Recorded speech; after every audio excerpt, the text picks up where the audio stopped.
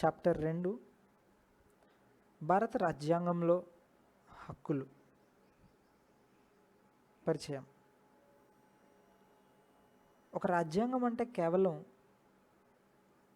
ఒక దేశంలోని అధికారాన్ని వివిధ సంస్థల మధ్య విడదీసి వాటికి అధికారాన్ని అప్పచెప్పడము, లేదంటే ఆ సంస్థల మధ్యలో ఎలాంటి సంబంధాలు ఉండాలి అని చెప్పే ఒక పత్రం మాత్రమే కాదు. మనం ముందు చాప్టర్లో చూసినట్లు ఒక రాజ్యాంగం ప్రభుత్వాలపై నియమాలు పెడుతుంది. తద్వారా ఒక ప్రజాస్వామ్య వ్యవస్థను తయారు చేస్తుంది. ఇందులో భాగంగా వ్యక్తులకు మౌలిక హక్కులను ప్రసాదిస్తుంది. భారత రాజ్యాంగం యొక్క 3వ భాగంలో పార్ట్ 3లో ఫండమెంటల్ రైట్స్, మౌలిక హక్కులు రాయబడ్డాయి. అంతేకాదు ఆ హక్కులతో పాటు ఆ హక్కులపై కూడా కొన్ని నియమాలు ఉంటాయి, వాటిని కూడా ఇందులో లిఖించబడ్డాయి. అయితే మనకి రాజ్యాంగం అమలులోకి వచ్చిన 7 దశాబ్దాల్లో ఎన్నో హక్కుల యొక్క స్కోప్, పరిధి విస్తరించినట్లుగా చూస్తాం. పరిధి అయితే మారింది అన్న విషయాన్ని ముందు గుర్తించాలి, కానీ చాలా సందర్భాల్లో హక్కుల యొక్క పరిధి విస్తరించింది అన్న విషయాన్ని గుర్తించాలి. అయితే ఈ చాప్టర్ ద్వారా మనం ఏం తెలుసుకోబోతున్నాం? ఒకటి, అసలు మౌలిక హక్కులు ఏంటి, ఫండమెంటల్ రైట్స్ ఏంటి? 2, ఇవి ఏ విధంగా సంరక్షించబడ్డాయి? 3, వీటిని సంరక్షించడంలోనూ అదేవిధంగా వీటి అర్థం చెప్పడంలో, అంటే ఇంటర్ప్రెట్ చేయడంలో న్యాయపాలిక పోషించే పాత్ర ఎటువంటిది? 4వ ప్రశ్న, మౌలిక హక్కులకు మరియు ఆదేశిక సూత్రాలకు, అంటే డైరెక్టివ్ ప్రిన్సిపల్స్ ఆఫ్ స్టేట్ పాలసీకి మధ్య ఉన్న వ్యత్యాసం ఏంటి, తేడా ఏంటి? ఈ 4 ప్రశ్నలకి సమాధానం ఈ చాప్టర్లో దొరుకుతుందని భావిద్దాం. హక్కుల యొక్క ప్రాధాన్యత. 1982 సంవత్సరంలో ఏషియన్ క్రీడలు దేశంలో జరిగాయి. దానికోసం ప్రభుత్వం కొంతమంది కాంట్రాక్టర్లని ఏర్పాటు చేసుకుంది. ఆ కాంట్రాక్టర్లు చాలా తక్కువ ఖర్చుకి పేద శ్రామికుల్ని, కార్మికులని వాళ్ళు పనిలో పెట్టుకొని వాళ్ళ చేత బ్రిడ్జిలు, ఫ్లైఓవర్స్, స్టేడియంస్ వీటన్నిటిని నిర్మించుకున్నారు. కానీ వాళ్ళని చాలా దరిద్రమైనటువంటి వర్కింగ్ కండిషన్స్లో, అంటే వాళ్ళు పనిచేసే చోట వాళ్ళకి ఇవ్వబడిన ఫెసిలిటీస్ చాలా సబ్స్టాండర్డ్గా, అంటే తక్కువ స్థాయి అవకాశాలు, ఫెసిలిటీస్ వాళ్ళకి ఇచ్చి, అదేవిధంగా వాళ్ళకి కనీస వేతనం ఎంతైతే ఉందో, ప్రభుత్వం ఎంతైతే నిర్ణయించిందో మినిమం వేజెస్, వాటికంటే తక్కువ వాళ్ళకి ఇచ్చి వాళ్ళ చేత పని చేయించుకున్నారు. అయితే ఈ విషయాన్ని గమనించిన కొంతమంది సోషల్ సైంటిస్ట్స్, సామాజిక శాస్త్రవేత్తలు ఈ విషయాన్ని గురించి సుప్రీంకోర్టులో పిటిషన్ చేశారు. అయితే వాళ్ళు ఏమని వాదించారంటే, ఒక వ్యక్తిని కనీస వేతనం కంటే తక్కువ డబ్బులకి మాట్లాడుకొని పని చేయించుకోవడం ఒక నిర్బంధిత శ్రమ కింద భావించాలి. తద్వారా భారత రాజ్యాంగం చెప్తున్నటువంటి, వ్యక్తులకు ఇస్తున్నటువంటి దోపిడీకి అగెయిన్స్ట్గా వారికి రాజ్యాంగం ప్రసాదిస్తున్నటువంటి హక్కు అక్కడ ఉల్లంఘించబడుతుంది. శోషణ నుంచి తప్పించుకునే హక్కు, శోషణ నుండి రక్షణకు హక్కు ఉల్లంఘించబడింది అని చెప్పారు. అయితే కోర్టు ఈ విషయాన్ని ఒప్పుకొని వెంటనే ఆ వేల కార్మికులని వాళ్ళకి సరైనటువంటి వేతనం ఇవ్వాలి అని చెప్పి ప్రభుత్వాన్ని ఆదేశించింది. మరో ఉదాహరణ చూసినట్లయితే, మాచల్ లాలుంగ్ అనే వ్యక్తి, అతను 23 సంవత్సరాలు ఉన్నప్పుడు అతను అరెస్ట్ చేయబడ్డాడు, నిర్బంధించబడ్డాడు. అతను అస్సాం రాష్ట్రం మారిగావ్ జిల్లాకు చెంది చూబూరి అనే గ్రామస్తుడు. అయితే భయంకరమైనటువంటి గాయాలు చేశాడు అతను అన్న కారణం చేత అతన్ని అరెస్ట్ చేయడం జరిగింది. అయితే అతని మతి స్థిమితంగా లేదు అని చెప్పి అతన్ని విచారణకు పంపకుండా లోక్ప్రియ గోపీనాథ్ బార్డోలై మానసిక ఆసుపత్రి తేజ్పూర్ నందున్న ఆసుపత్రికి ట్రీట్మెంట్ కోసం పంపించారు. అయితే డాక్టర్లు చికిత్స చేసి ఇతను విచారణకి అర్హుడే, ఇప్పుడు మతి స్థిమితంగానే ఉంది అని చెప్పి ఇచ్చారు. కానీ ఎవరు దృష్టి పెట్టలేదు. మాచెల్ లాలుంగ్ అదేవిధంగా న్యాయ కస్టడీలోనే, అంటే జైల్లోనే ఉన్నాడు. 1967లో ఒకసారి, 1996లో ఒకసారి డాక్టర్లు ఆ జైలు అధికారులకి రాశారు ఉత్తరం, విచారణ చేపట్టొచ్చు, మాచెల్ లాలుంగ్ ఇప్పుడు బాగానే ఉన్నాడు అని. కానీ ఎవరు పట్టించుకోవాలి. చివరికి అతన్ని 2005 జూలైలో విడుదల చేశారు. అప్పటికి అతని వయసు 77 సంవత్సరాలు. అంటే జైల్లో 54 సంవత్సరాలు అతని మీద విచారణ జరిపించకుండానే అతన్ని జైల్లో ఉంచారు. ఆ తర్వాత భారత హక్కుల సంఘం, జాతీయ మానవ హక్కుల కమిషన్ ఏర్పాటు చేసిన ఒక తనిఖీలో ఎవరైతే ఇంకా విచారణలు జరపకుండానే జైల్లో మగ్గుతున్నారు అన్న విషయంలో వాళ్ళు చేసిన తనిఖీలో మాచెల్ లాలుంగ్ బయటపడ్డాడు. ఇతని జీవితం మొత్తం ఒక సరైనటువంటి విచారణ జరగకుండానే అతను జైల్లో గడిపేశాడు. మన రాజ్యాంగం ప్రతి ఒక్కరికి కూడా right to life and Liberty, అంటే జీవించడానికి మరియు స్వాతంత్రానికి హక్కు ఇవ్వబడింది ప్రతి ఒక్కరికి. అంటే దీని అర్థం ఒక సరి అయినటువంటి ఒక స్పీడీ అండ్ ఫెయిర్ ట్రయల్, ఒక సమయానుకూలమైనటువంటి మరియు న్యాయమైనటువంటి విచారణ అందరికీ ఒక హక్కు. కానీ మాచెల్ యొక్క కేసులో మనం చూసినట్లయితే అతనికి రాజ్యాంగం ప్రసాదించినటువంటి హక్కు అతని జీవితంలో అతను పొందలేదు, ఉల్లంఘించబడింది. మొదటి కేసులో కూడా, ఆ కార్మికుల విషయంలో కూడా చూసినట్లయితే ముందు వాళ్ళ హక్కులు ఉల్లంఘించబడ్డాయి అని మనం గమనిస్తాం. ఆ తర్వాత కోర్టులో ఇది వేసినప్పుడు పిటిషను వాళ్ళకి అందాల్సినటువంటి కనీస వేతనం వాళ్ళకి అందింది. కాబట్టి ఒక విషయం అయితే గమనించవచ్చు, రాజ్యాంగం ప్రసాదించినటువంటి ఆ మౌలిక హక్కు వల్లే వాళ్ళు ఆ శోషణకు వ్యతిరేకంగా, ఆ ఎక్స్ప్లాయిటేషన్కి అగెయిన్స్ట్గా వాళ్ళు పోరాడి వాళ్ళు న్యాయం సంపాదించుకోగలిగారు. బిల్ ఆఫ్ రైట్స్, ఈ రెండు ఉదాహరణల్లో మనం గమనిస్తే హక్కులు ఎంత ముఖ్యమైనవి, ప్రాముఖ్యమైనటువంటివి, వాటి అమలు కూడా ఎంత అవసరమో అన్న విషయం మనం గ్రహించవచ్చు. ఒక ప్రజాస్వామ్యంలో వ్యక్తులకు కొన్ని హక్కులు ఇవ్వబడతాయి, వాటిని ప్రభుత్వాలు ఖచ్చితంగా గుర్తించాలి. కాబట్టి చాలా ప్రజాస్వామ్య దేశాల్లో హక్కులను, అంటే ప్రజలకి ఇవ్వబడిన, పౌరులకు ఇవ్వబడిన హక్కులని రాజ్యాంగంలోనే రాస్తారు. అలా రచించబడిన ఆ లిస్టుని బిల్ ఆఫ్ రైట్స్ అని పిలుస్తారు.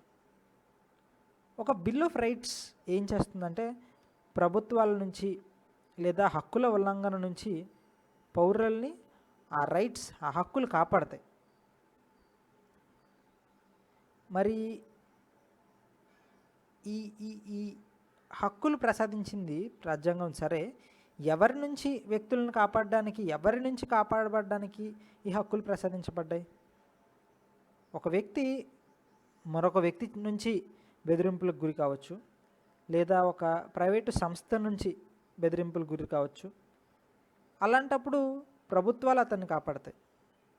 కానీ అంటే ప్రభుత్వం ఒక పౌరుడి యొక్క హక్కులని కాపాడాల్సిన బాధ్యత కలిగిన సంస్థ. కానీ ఒకవేళ ప్రభుత్వ సంస్థలైనటువంటి చట్టసభ, శాసనసభ లేదా కార్యపాలిక లేదా న్యాయపాలికే ఒక వ్యక్తి యొక్క హక్కుల భంగానికి కారణమైతే మరప్పుడు ఆ వ్యక్తిని ప్రభుత్వం నుంచి ఎవరు కాపాడాలి? Fundamental rights in the Indian constitution, భారత రాజ్యాంగంలోని మౌలిక హక్కులు. డ్యూరింగ్ అవర్ ఫ్రీడమ్ స్ట్రగుల్, స్వాతంత్రోద్యమంలో మన స్వాతంత్ర సమరయోధులు ఒక విషయాన్ని బాగా గమనించారు. అది హక్కుల యొక్క ప్రాముఖ్యత. ఎందుకంటే బ్రిటిషు పరిపాలకుల నుంచి మనకి కనీస గౌరవం కూడా దొరికేది కాదు. 1928వ సంవత్సరంలో మోతీలాల్ నెహ్రూ అధ్యక్షతన ఏర్పాటు చేయబడిన కమిటీ ఈ హక్కులు ఇవ్వాలి అని చెప్పి అప్పుడే గుర్తించింది. కాబట్టి సహజంగానే ఎప్పుడైతే దేశం స్వాతంత్రం పొందిందో, ఎప్పుడైతే దేశం యొక్క రాజ్యాంగం లిఖించబడుతుందో, అప్పుడు ఈ విషయంపై రెండు అభిప్రాయాలు లేవు. ఖచ్చితంగా రాజ్యాంగంలో హక్కుల గురించి రాయాలి అన్న విషయంపై అందరికీ అభిప్రాయం ఉంది. మన రాజ్యాంగంలో ఒక లిస్ట్ ఆఫ్ రైట్స్ ఇవ్వడం జరిగింది. అవి ప్రత్యేకంగా సంరక్షించబడుతున్నాయి రాజ్యాంగంచే. వాటిని మౌలిక హక్కులు అని పిలుస్తాం. మౌలికం అన్న పదం వింటే ఈ హక్కులు మనిషికి చాలా బేసిక్ కదా, కనీసమైనటువంటి హక్కులు కదా అని మనం గుర్తిస్తాం. అందుకే రాజ్యాంగం వీటిని ప్రత్యేకంగా గుర్తించి మరీ రాసింది అని మనం గమనించవచ్చు. ఈ మౌలిక హక్కులు ఎంత ముఖ్యం అంటే, రాజ్యాంగం తనంతట తానే వీటిని గుర్తించి అందులో లిఖించబడి ప్రభుత్వం ఈ హక్కులను మీరడానికి వీలు లేదు అని చెప్పే అంత ముఖ్యం. సాధారణమైనటువంటి హక్కులతో పోల్చితే మౌలిక హక్కులు కాస్త సెపరేట్, కాస్త అలగ్, కాస్త వేరు. ఎందుకంటే సాధారణమైనటువంటి హక్కులు కేవలం సాధారణమైనటువంటి చట్టాల ద్వారా మాత్రమే సంరక్షించబడతాయి. అంటే ఆ చట్టాన్ని మార్చితే ఆ హక్కులు పోతాయి.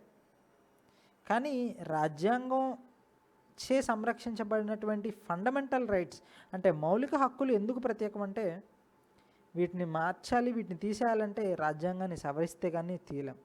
మీకు తెలుసు, రాజ్యాంగాన్ని సవరించడం ఒక చట్టాన్ని మార్చినంత, ఒక చట్టాన్ని సవరించినంత, ఒక చట్టాన్ని పీకి పారేసినంత సులువైతే కాదు. దీంతో పాటుగా ఏ ప్రభుత్వం యొక్క అంగం కూడా, no organ of the government can act in a manner in violation of these rights. అంటే ఈ హక్కులకు భంగం కలిగించే విధంగా ఏ ప్రభుత్వం యొక్క శాఖ కూడా పనిచేయడానికి వీల్లేదు. ఈ చాప్టర్ చదువుతూ ముందుకు వెళ్తే మనకు తెలుస్తుంది, న్యాయపాలికపై అంటే జ్యుడిషియరీపై ప్రత్యేకమైనటువంటి శక్తులు, అధికారాలు, బాధ్యతలు పెట్టబడ్డాయి. అదే మౌలిక హక్కులను, పౌరుల యొక్క మౌలిక హక్కులను కాపాడే బాధ్యత ప్రభుత్వం నుంచి, లేదా చట్టసభల నుంచి, కార్యపాలిక నుంచి, వాళ్ళు చేసే చర్యల నుంచి ఒకవేళ హక్కులకు ఉల్లంఘన జరుగుతుంది, హక్కులకు విఘాతం కలుగుతుంది అంటే వెంటనే కార్యపాలిక పనిలోకి రావాల్సిన అవసరం ఉంటుంది. ఒకవేళ భంగం కలిగితే, ఒకవేళ ఒక కారణం లేకుండా ఈ హక్కులకు ఏమైనా ఎటువంటి ఇబ్బంది అయినా కలిగితే వెంటనే న్యాయపాలిక సీన్లోకి రావాలి. కాకపోతే ఇవన్నీ వింటుంటే బహుశా మీరు అనుకోవచ్చు, ఈ మౌలిక హక్కులకు ఎలాంటి నియమాలు లేవు, ఈ మౌలిక హక్కులు అబ్సల్యూట్ అంటే ఖచ్చితమైనటువంటి హక్కులు ఇవి, ఏ విధంగా కూడా వీటికి వెనకడుగేసే అవకాశమే లేదు, ఇవి ఖచ్చితంగా రాశారు కాబట్టి ఇస్తారంతే అని అనుకుంటే పొరపాటు పడ్డట్టే. సమయాన్ని దృష్టిలో పెట్టుకొని ప్రభుత్వాలు ఈ హక్కులపై రీజనబుల్ రెస్ట్రిక్షన్స్ అంటే సమంజసమైనటువంటి పరిమితులను పెట్టొచ్చు అన్న విషయాన్ని గుర్తుంచుకోవాలి. ఇక్కడ ఒక చిన్న బాక్స్ ఉంది, bill of rights in the south African constitution. South Africa రాజ్యాంగంలో ఈ bill of rights. South Africa రాజ్యాంగం 1996 డిసెంబర్లో అమల్లోకి వచ్చింది. ఇది అమల్లోకి వచ్చే సమయానికి సౌత్ ఆఫ్రికాలో ఎంతో జాతి వివక్ష, సివిల్ వార్ అంటే పౌరుల మధ్యలో యుద్ధం, ఆ తర్వాత అపార్థైడ్ అనే ప్రభుత్వాన్ని, అపార్థైడ్ అంటే వ్యక్తులను వాళ్ళ జాతిని చూసి వాళ్ళని వివక్షకు గురి చేసే ప్రభుత్వం, ఈ అపార్థైడ్ గవర్నమెంట్ని డిజాల్వ్ చేసిన తర్వాత అంటే రద్దు చేసిన తరువాత అమల్లోకి వచ్చిన రాజ్యాంగం అది సౌత్ ఆఫ్రికా రాజ్యాంగం. కాబట్టి ఆ రాజ్యాంగంలో ఏమంటుందంటే, bill of rights is a corner stone of democracy in south Africa. South Africa రాజ్యాంగంలో బిల్ ఆఫ్ రైట్స్ అనేది ఆ ప్రజాస్వామ్యానికి ఒక మూల స్తంభం లాంటిది. బిల్ ఆఫ్ రైట్స్ అంటే హక్కుల చట్టం అని మీరు తెలుగులో రాయొచ్చు కావాలంటే.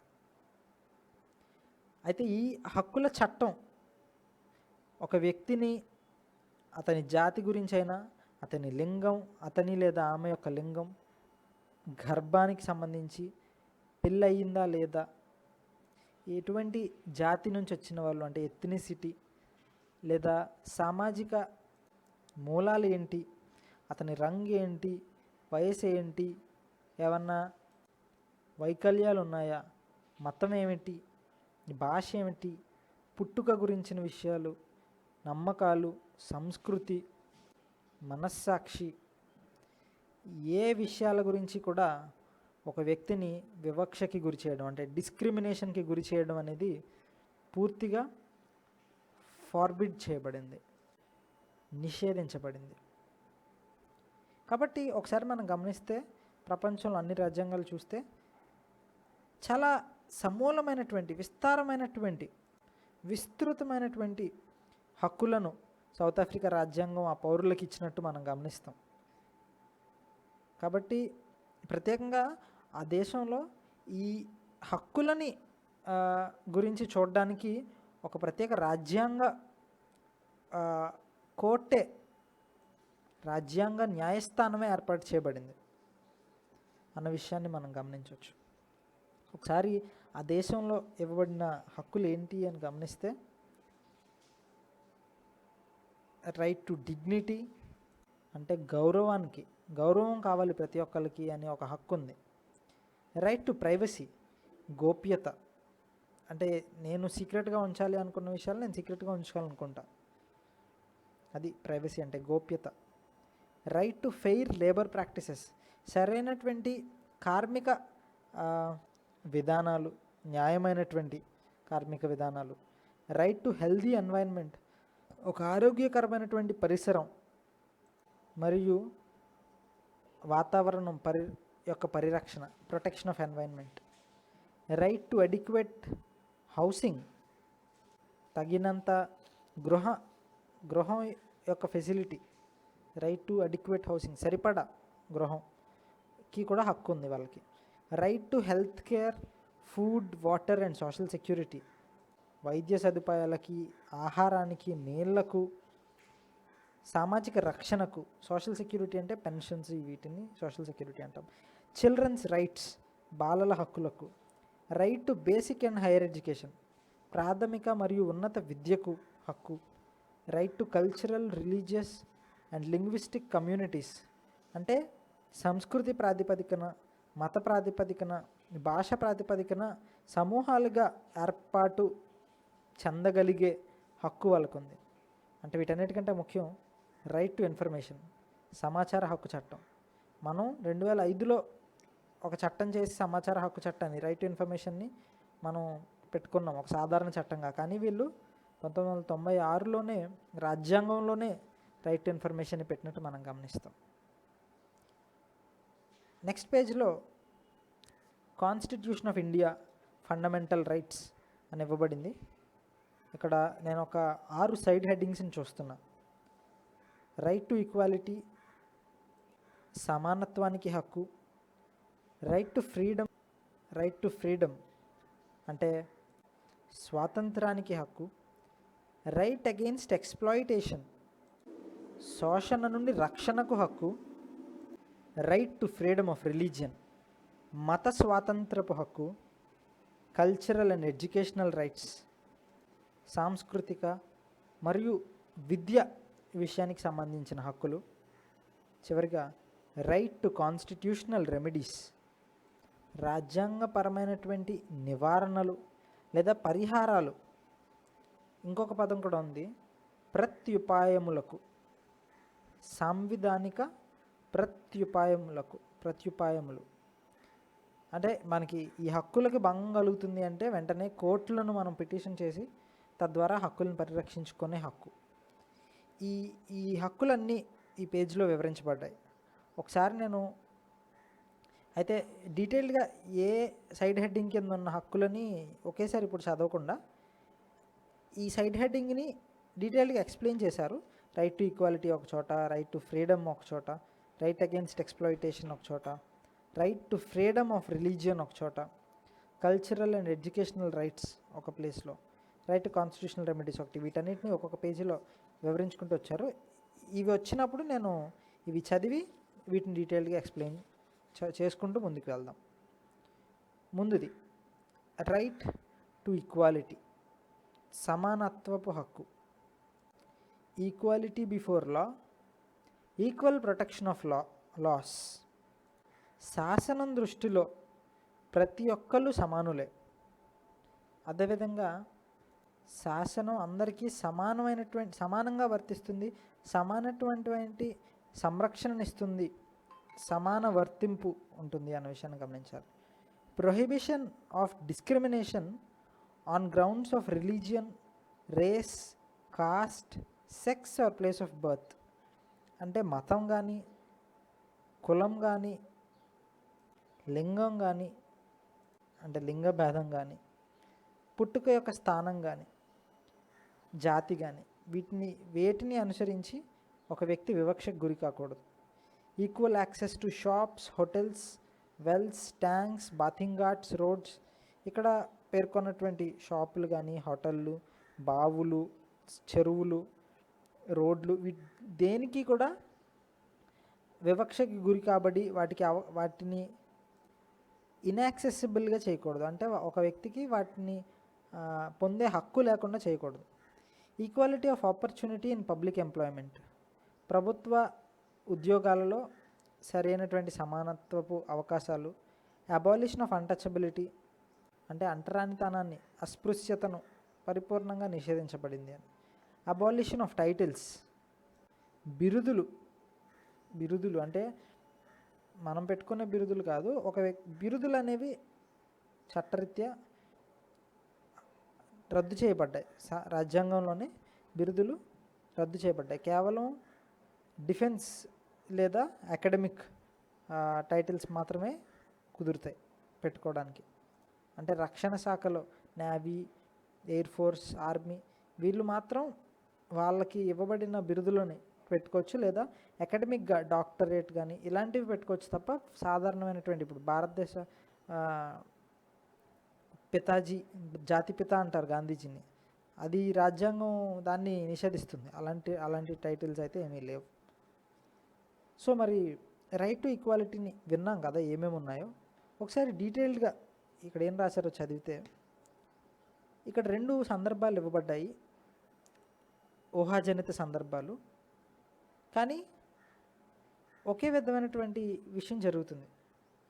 మరి వీటిలో ఏదైనా హక్కులు ఉల్లంఘించబడ్డాయేమో మీరే గమనించండి అని చెప్పారు. స్వదేశ్ కుమార్ ఒకసారి తన గ్రామాన్ని దర్శిస్తున్నాడు. అతనితో పాటు ఒక ఫ్రెండ్ ఉన్నాడు. అయితే రోడ్డు పక్కన ఛాయ్ తాగుదామని ఒక హోటల్లో ఆగారు. రోడ్డు పక్కన హోటల్లో ఆ హోటల్ యజమానికి స్వదేశ్ కుమార్ తెలుసు కాబట్టి అతని మిత్రుడి యొక్క పేరు అడిగాడు అతని కులం తెలుసుకోవడానికి. ఆ తర్వాత స్వదేశ్ కుమార్కి ఒక చక్కని టీ, కాఫీ మగ్గులో అతనికి ఛాయ్ పోసిచ్చాడు. కానీ అతని మిత్రుడికి ఒక మట్టి పాత్రలో ఛాయ్ని పోసి ఇచ్చాడు. దానికి కారణం ఆ మిత్రుడు ఒక దళితుడు అన్న కారణం చేత. రెండవ సందర్భం చూస్తే ఒక టెలివిజన్ న్యూస్ ఛానల్లో 4 న్యూస్ రీడర్స్, అంటే వార్తలు చదివే వ్యక్తుల కోసం ఒక అడ్వర్టైజ్మెంట్ ఇవ్వబడింది. అయితే క్షమించాలి, ఒక వార్తా ఛానలు ఒక 4 న్యూస్ రీడర్స్కి, వార్తలు చదివే వాళ్ళకి ఒక ఆర్డర్ ఇచ్చింది. వాళ్ళ 4 స్త్రీలే. మీరు ఏమాత్రం చదవక్కర్లేదు వార్తలు మా టీవీ ఛానల్లో అని చెప్పి ఆర్డర్ ఇచ్చారు. దానికి కారణం వాళ్ళందరి వయసు 45 దాటిపోయింది. కానీ 45 వయసు దాటినా సరే మగ వార్తా న్యూస్ రీడర్స్కి మాత్రం అలాంటి ఆర్డర్ ఏం పాస్ చేయలేదు. సో ఇక్కడ లింగ భేదం చూపించబడిందని మనం గమనిస్తాం. అయితే ఈ రెండు విషయాల్లో క్లియర్గా స్పష్టమైనటువంటి వివక్ష ఉన్నట్టు చూస్తాం. ఒకటేమో కులం ప్రాతిపదికన, రెండవది లింగ ప్రాతిపాదికన. ఇలాంటి వివక్ష న్యాయమైనదే అని మీరు అంటారా? సమానత్వపు హక్కు ఇలాంటి వివక్షని దూరం చేయడానికి ప్రయత్నిస్తుంది. అందరికీ ప్రతి ప్లేస్కి కానీ, హోటల్స్కి కానీ, లేకపోతే వినోదం పొందే స్థానాలకు కానీ, బావులకు కానీ, గుడులకు కానీ, దేవాలయాలకి, వీటన్నిటికీ అందరికీ సమానపు హక్కుని ప్రసాదించి వీటికి దర్శించడానికి, వివక్షని ఆపడానికి, నిర్మూలించడానికి ప్రయత్నిస్తుంది. అంటే కేవలం మతం పేరు మీదో, జాతి పేరు మీద, కులం పేరు మీదో, లింగ ప్రాతిపాదికనో, ఎక్కడ పుట్టారు అన్న విషయం మీదో ఎవరినో వివక్షకు గురి చేయడం అనేది ఉండకూడదు. అంతేకాదు, ఎవరైనా ప్రభుత్వ ఉద్యోగం పొందాలి అనుకుంటే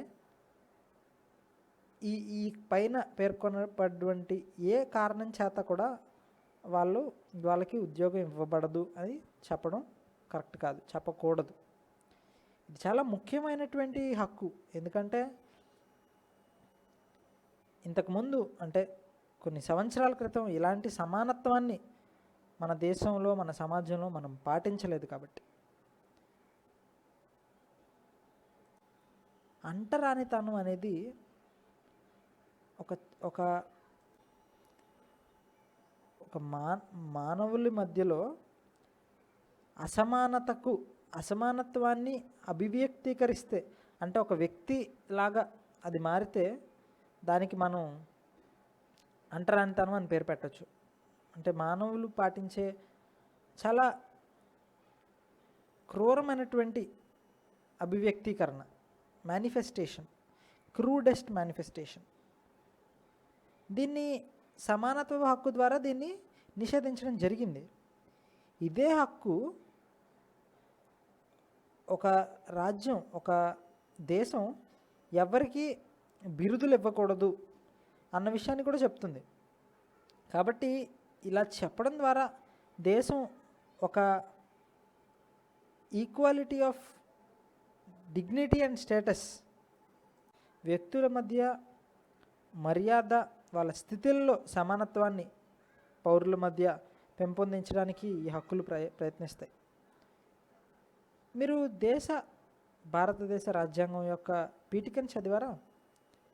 అది సమానత్వాన్ని ఏమని వర్ణిస్తుంది? మీరు ఆ పీఠికలో రెండు విషయాలు గమనిస్తారు: equality of status and equality of opportunity. అంటే స్థితి విషయంలో సమానత్వం, లేదా అంతస్తు విషయంలో సమానత్వం, లేదా అవకాశాల విషయంలో సమానత్వం.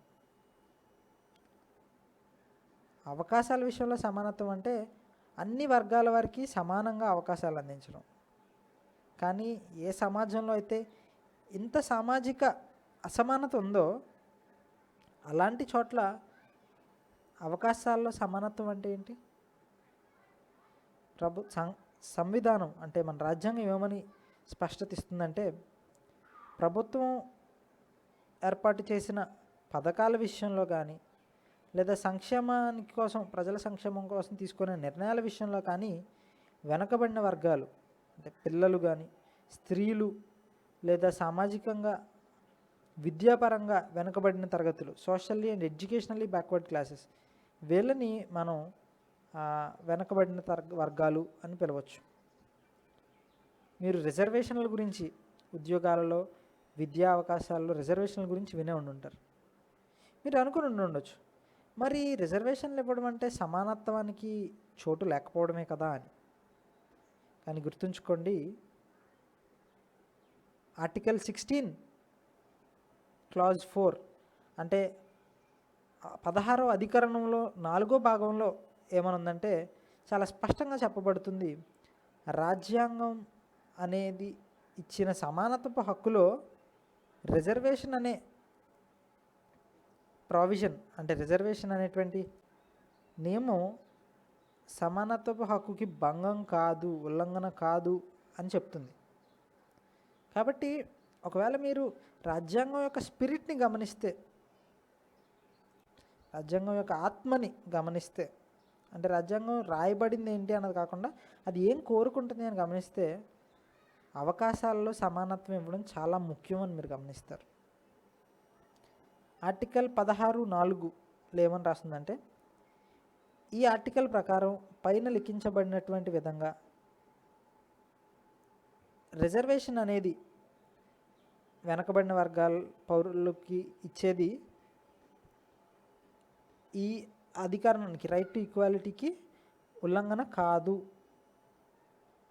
ఎవరైతే వెనకబడిన తరగతి వర్గాల వారు ఉన్నారో వాళ్ళని సరైనటువంటి ప్రాతినిధ్యం రాజ్యం యొక్క ఉద్యోగాలలో ఎవరికైతే సరైనటువంటి ప్రాతినిధ్యం లేదో వారి కోసం ఇవ్వబడినటువంటి రిజర్వేషన్ అనేది ఈ రైట్ టు ఈక్వాలిటీకి ఉల్లంఘన కాదు అని రాసింది. యు ఆర్ ద జడ్జ్ అని ఇక్కడ ఒక తూకం బొమ్మ వేసింది. ఇక్కడ ఏం రాశారంటే, హదీబంధు అనే ఒక వ్యక్తికి ఒక ఉత్తరం వచ్చిందంట, ఒక పోస్ట్ కార్డ్ వచ్చిందంట.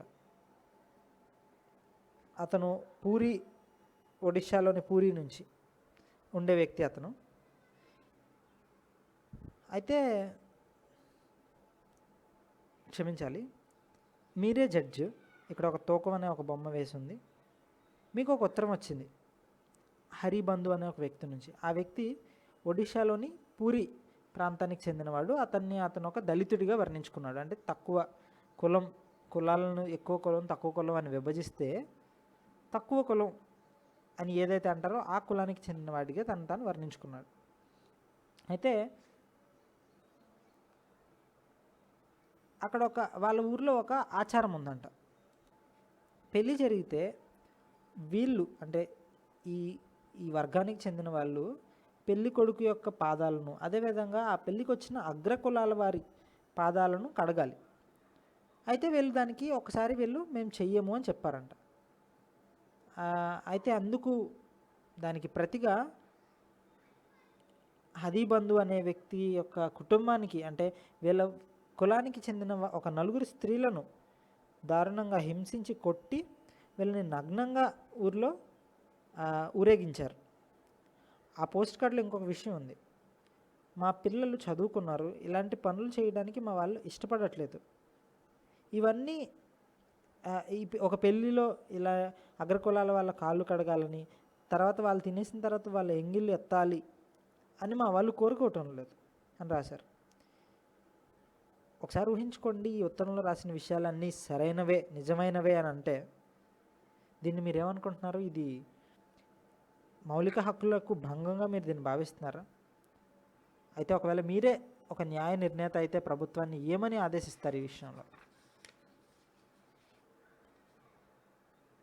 రైట్ టు ఫ్రీడమ్ అంటే స్వాతంత్రపు హక్కు.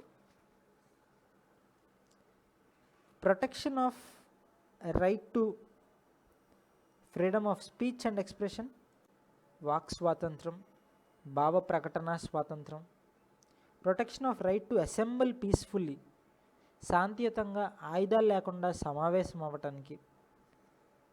To form associations and unions అంటే సంఘాలని, అసోసియేషన్లని ఏర్పాటు చేసుకోవడానికి హక్కు. Move freely throughout the territory of India, భారతదేశం అంతా స్వేచ్ఛగా తిరగడానికి హక్కు.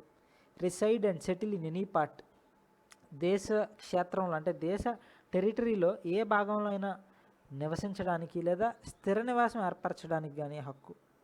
Practice any profession or to carry on any business or occupation trade, ఏ వృత్తినైనా అవలంబించడానికి, ఏ వ్యాపారాన్నైనా వర్తకాన్నైనా సాగించడానికి హక్కు.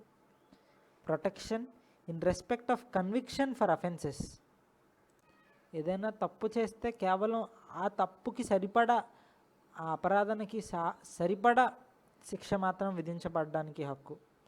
Right to life and personal Liberty, జీవించడానికి వ్యక్తిగత స్వేచ్ఛకు హక్కు. రైట్ టు ఎడ్యుకేషన్, చదువుకోవటానికి అంటే విద్యకు సంబంధించిన హక్కు, చదువుకునే హక్కు. Protection against arrest and detention in certain cases, అంటే నిర్బంధనకు అంటే అరెస్ట్ కాకుండా హక్కు. అదేవిధంగా డిటెన్షన్ నుంచి అంటే కొన్ని కేసుల్లో నిర్బంధించబడడం నుంచి రక్షణగా మనకి ఈ హక్కులు ఇవ్వబడడం జరుగుతాయి. రైట్ టు ఫ్రీడమ్, దీనికి పైన ఒక కొటేషన్ ఇచ్చారు. కొటేషన్ మార్క్స్లో ఆర్టికల్ 21వ అధికరణాన్ని ఇచ్చారు. జీవితం సంరక్షణ మరియు వ్యక్తిగత స్వేచ్ఛకు హక్కు. ఏ వ్యక్తి కూడా అతని జీవితాన్ని కానీ అతని వ్యక్తి స్వేచ్ఛని భంగం కలిగించడానికి కుదరదు, కేవలం చట్టం చేత నిర్మితమైనటువంటి విధానం ద్వారా తప్ప అని రచించారు. ఈ తప్ప అంటే ఈ ఎక్సెప్షన్స్ అన్ని కూడా మనం ఈ చాప్టర్లో ముందుకు వెళ్తూ చూస్తాం. రైట్ టు ఫ్రీడమ్, సమానత్వం, స్వేచ్ఛ, స్వాతంత్రం అనేటువంటి ఈ రెండు హక్కులు కూడా ప్రజాస్వామ్యానికి చాలా ముఖ్యమైనటువంటివి. ఒకటి లేకుండా ఇంకోటి లేదనే మనం భావించాలి. స్వేచ్ఛ అంటే ఆలోచించడానికి స్వేచ్ఛ, స్వాతంత్రం, ఏదన్నా అనుకున్నది వ్యక్తీకరించడానికి, భావ వ్యక్తీకరణకి స్వేచ్ఛ, ఏదన్నా చెయ్యడానికి స్వేచ్ఛ. కానీ స్వేచ్ఛ ఉంది అని అనుకొని ఏది పడితే అది చేయడానికి అయితే స్వేచ్ఛ లేదు అని కూడా గమనించాలి. ఒకవేళ అదే కానీ ఏదైనా చేయడానికి హక్కు ఇస్తే ఇంతమంది స్వేచ్ఛగా బతకడానికి ఒక చోట అవకాశం లేదు. కాబట్టి ఎదుటి వ్యక్తి స్వేచ్ఛకి భంగం కలిగించకుండా మరియు చట్టాలకి భంగం కలగకుండా, లా అండ్ ఆర్డర్కి, శాంతి భద్రతలకి భంగం కలగకుండా ఉన్నంత వరకు మన హక్కులకి ఎలాంటి ఇబ్బంది లేదు. Right to life and personal Liberty, జీవితానికి మరియు వ్యక్తిగత స్వేచ్ఛకి సంబంధించిన హక్కు. ఈ హక్కులన్నిటిలో చాలా ముఖ్యమైనది ఈ హక్కు. ఎవ్వరికీ కూడా ఈ హక్కు నీకు చెందదు అని చెప్పడం కుదరదు. అసలు ఏ విధానం ద్వారా కూడా, అంటే చట్టంచే నిర్మించబడిన ఏ విధానం ద్వారా కూడా నీకు జీవించే హక్కు లేదు అని చెప్పడానికి వీలు లేదు. అంతేకాదు ఏ వ్యక్తి కూడా తన వ్యక్తి స్వాతంత్రాన్ని, వ్యక్తి స్వేచ్ఛని అతనికి కాకుండా చేయడానికి హక్కు లేదు. అంటే దీని అర్థం ఎందుకు అరెస్ట్ చేయబడుతున్నారో చెప్పకుండా అరెస్ట్ చేయడం కానీ, ఒకవేళ అలా అరెస్ట్ చేయబడితే తనని తాను డిఫెండ్ చేసుకోవడానికి, రక్షించుకోవడానికి ఒక లాయర్ని, ఒక న్యాయవాదిని పెట్టుకొని తన కోసం వాదించుకునే హక్కు ఇందులో భాగం. అంటే వాళ్ళకి హక్కులు ఉన్నాయని అర్థం మనందరికీ. అంతేకాదు ఏ వ్యక్తినైనా ఒకవేళ పోలీసులు తీసుకువెళ్తే 24 గంటల లోపు ఒక మెజిస్ట్రేట్ ముందు ఆ వ్యక్తిని హాజరుపరచాలి. ఆ మెజిస్ట్రేట్ పోలీసుల్లో భాగమై ఉండకూడదు. అతను నిర్ణయిస్తాడు ఈ అరెస్టు అంటే ఒక వ్యక్తిని తీసుకెళ్ళిపోయి వాళ్ళ దగ్గర పెట్టుకోవడం కరెక్టా కాదా, ఈ నిర్బంధన అనేది ఆ జడ్జి నిర్ణయించాలి. ఈ హక్కు కేవలం ఒక వ్యక్తి యొక్క ప్రాథమిక స్వేచ్ఛనే కాదు, ఇంకా ఈ అధికరణం, ఈ ఆర్టికల్ యొక్క పరిధి చాలా పెద్దది. Article 21 right to life and personal Liberty యొక్క పరిధి చాలా విస్తారమైనది, విస్తృతమైనది. సుప్రీంకోర్టు ఇచ్చిన చాలా జడ్జిమెంట్స్ని, తీర్పులని మనం గమనిస్తే ఈ అధికరణాన్ని, ఈ హక్కుని వాటి తీర్పుల ద్వారా న్యాయపాలిక, జ్యుడిషియరీ వీటి పరిధిని విస్తృతపరిచింది అని మనం గమనించవచ్చు. అయితే right to life and personal dignity అంటే కేవలం జీవించడానికి వ్యక్తి స్వేచ్ఛ కలిగి ఉండడం మాత్రమే కాదు, ఒక మర్యాదపూర్వమైనటువంటి మానవ గౌరవప్రదమైనటువంటి జీవితం జీవించే హక్కు, శోషణ నుండి విముక్తి, అంటే ఒక దోపిడీకి గురి కాకుండా రక్షణ కలిగి ఉండే హక్కు కూడా దీని పరిధిలోకి వస్తుంది అని చెప్పి కోర్టులు చెప్తాయి. అంతేకాదు కనీసమైనటువంటి గృహం ఉండడానికి, ఒక ఉపాధి ఉండడానికి ఉండాలి వ్యక్తులకి. అంతేకాదు బతకడానికి కనీస గౌరవమైనటువంటి మీన్స్ ఆఫ్ లివింగ్ వ్యక్తికి అవసరం, జీవన సాధనాలు వ్యక్తికి అవసరం అనేవి కూడా ఈ ఆర్టికల్లో మనం గమనిస్తాం. ప్రివెంటివ్ డిటెన్షన్ అంటే ఒక వ్యక్తి ఒక నేరం చేస్తాడు లేదా తప్పు చేస్తాడు అని మనకు అనిపించినప్పుడు అది అతను చేసే అవకాశం ఇవ్వకుండా ముందే ఆ నేరాన్ని, ఆ తప్పుని నివారిస్తూ ఒకరిని నిర్బంధించామనుకోండి, దాన్నే ప్రివెంటివ్ డిటెన్షన్ అంటాం. సాధారణంగా ఒక వ్యక్తి తప్పు చేసిన తర్వాత నిర్బంధించబడతాడు, కానీ తప్పు చేయకముందే ఒకవేళ చట్టాన్ని ఉల్లంఘిస్తూ ఏదన్నా ఒక తప్పు చేస్తాడు అనిపించినప్పుడు అతన్ని ముందే తీసుకెళ్ళి జైల్లో వేసేస్తారు. దీనికి కూడా ఒక పద్ధతి, ఒక విధానం కూడా ఉంటాయి. అంటే శాంతి భద్రతలకు విఘాతం కలిగించే వ్యక్తిగా లేదా దేశ భద్రతకి ఒక వ్యక్తి ఇబ్బందిగా ఉన్నాడు అంటే ఆ వ్యక్తిని నిర్బంధించవచ్చు లేదా అరెస్ట్ చేయవచ్చు. కానీ ఇది కేవలం 3 నెలల వరకు మాత్రమే దీన్ని ఎక్స్టెండ్ చేయొచ్చు. 3 నెలల వరకే పొడిగించవచ్చు. 3 నెలల తర్వాత ఒక అడ్వైజరీ బోర్డు నుంచి, ఒక సలహా మండలి నుంచి రివ్యూకి పంపించాలి, సమీక్షకి పంపించాలి. జస్ట్ దీన్ని అలా పైనుంచి చూస్తే మనకు అనిపించవచ్చు ప్రభుత్వం చేతిలో సామాజిక వ్యతిరేకమైనటువంటి వ్యక్తులను లేదా యాంటీ సోషల్ ఎలిమెంట్స్ని, విధ్వంసం చేసే వ్యక్తులని నుంచి మనల్ని మనం కాపాడుకోవడం కోసం ప్రభుత్వం చేతిలో ఉన్న ఒక గొప్ప సాధనంగా మీరు ఈ ప్రివెంటివ్ డిటెన్షన్ని చూడొచ్చు. కానీ గుర్తుంచుకోండి, ప్రభుత్వాలు ఈ రూల్ని, ఈ ప్రావిజన్ని, ఈ నియమాన్ని చాలా సర్వసాధారణంగా ఉల్లంఘిస్తూ మౌలిక హక్కులకు తూట్లు పొడుస్తాయి అన్న విషయాన్ని మీరు గుర్తించాలి. కాబట్టి సరైనటువంటి వివరణ లేకుండా, ఒక న్యాయపరమైనటువంటి కారణం లేకుండా ఒక వ్యక్తిని నిర్బంధించకూడదు. అయితే మీరు గమనించవచ్చు, ఈ ప్రివెంటివ్ డిటెన్షన్ అనే ఈ హక్కుకి, ప్రివెంటివ్ డిటెన్షన్ అనే ఈ నియమానికి మరియు right to life and personal Liberty మధ్యలో చాలా చాలా సంఘర్షణ ఉంది, ఉద్రిక్తత ఉంది, టెన్షన్ ఉంది, కాన్ఫ్లిక్ట్ ఉంది ఈ 2 ఆర్టికల్స్ మధ్యలో అని మీకు అనిపించవచ్చు. ఇతర స్వాతంత్రాలు అయితే ఈ స్వాతంత్రం యొక్క హక్కు కింద మీరు చూస్తే చాలా హక్కులు ఉన్నాయని మీరు గమనిస్తారు.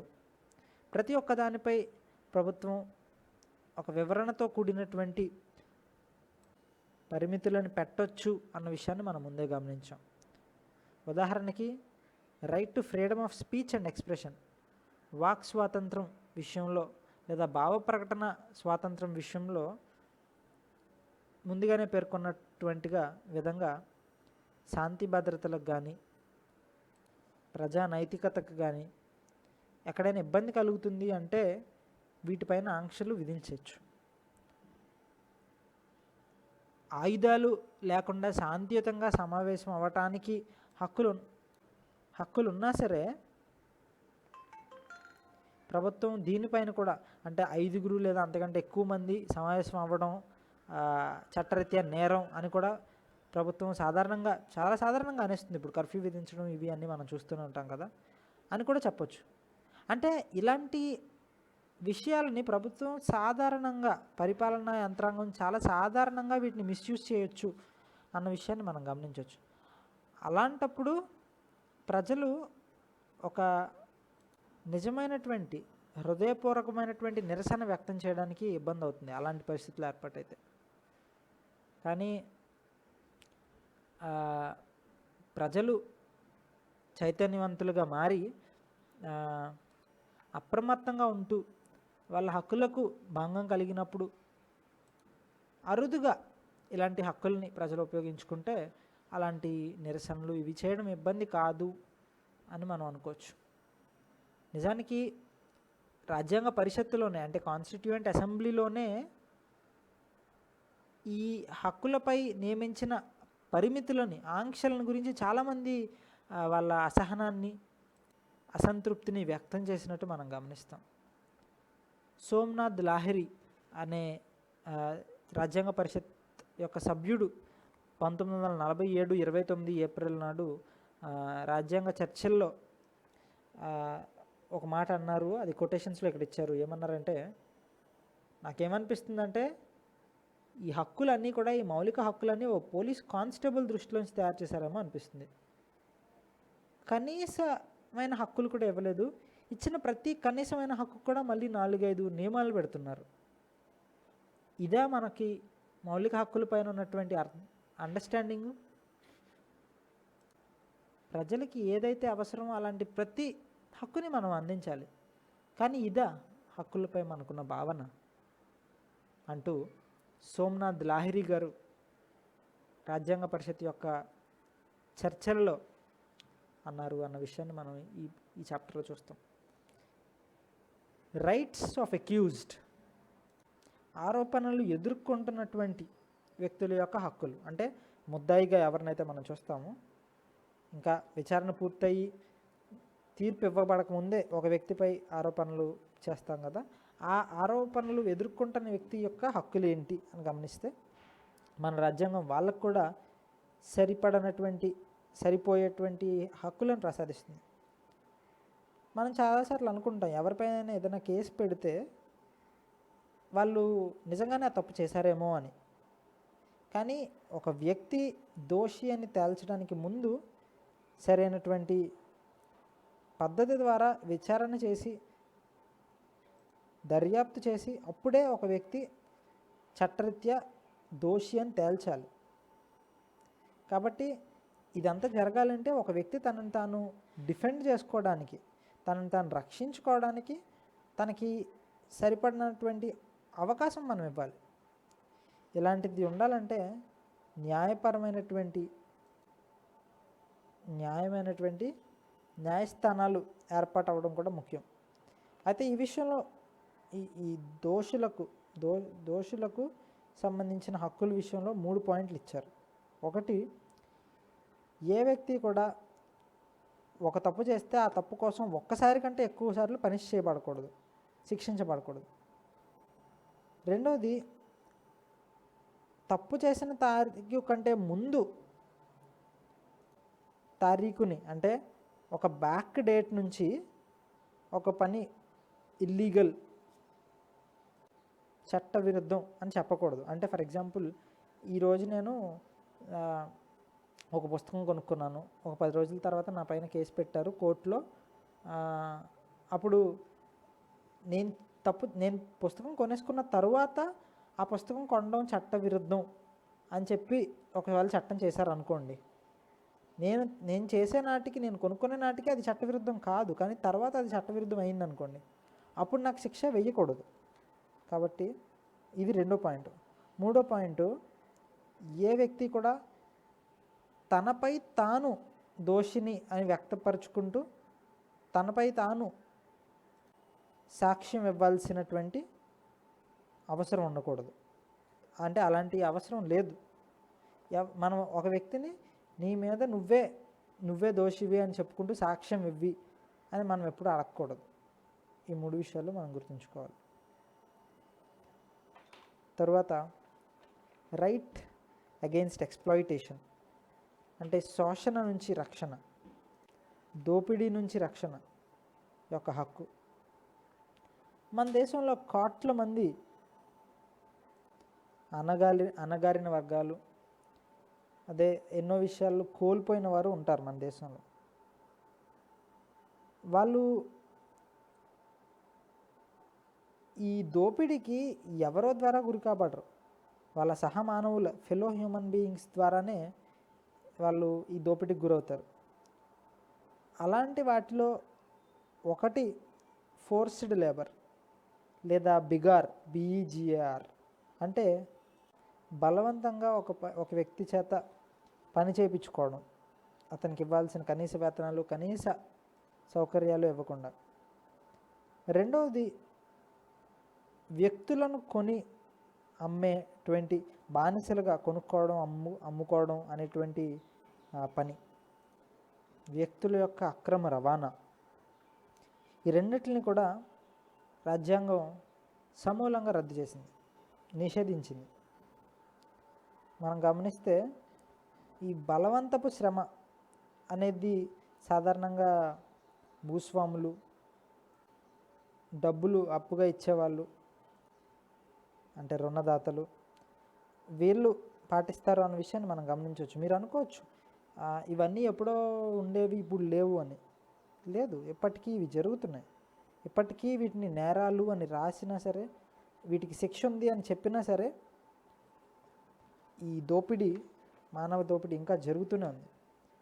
ఇంకా 14 సంవత్సరాల కంటే తక్కువ వయసులో ఉన్న పిల్లల్ని ఉద్యోగాల్లో పెట్టుకోవడం, పరిశ్రమల్లో కానీ, గనుల్లో కానీ, ఫ్యాక్టరీస్ అండ్ మైన్స్లో భయంకరమైనటువంటి ప్రమాదకరమైనటువంటి ప్రదేశాల్లో పనికి పెట్టుకోవడం కూడా చట్టరీత్యా నేరం. ఎప్పుడైతే బాల కార్మికుల వ్యవస్థని నిషేధించామో అప్పుడే మనం విద్యా హక్కును కూడా విద్యార్థులకి అంటే పిల్లలకి ఒక హక్కుగా పెట్టాం. ముందు నుంచి లేదు. రాజ్యాంగంలో బాల కార్మికుల వ్యవస్థని నిర్మూలిస్తూనే మనం విద్యా హక్కును కూడా మనం పెట్టినట్టు. ఈ రెండు ఒకదాంతో ఒకటి వెళ్తేనే వాటికి అర్థం. ఆ తర్వాత right to freedom of religion అంటే మతం విషయంలో స్వేచ్ఛ, స్వాతంత్రం.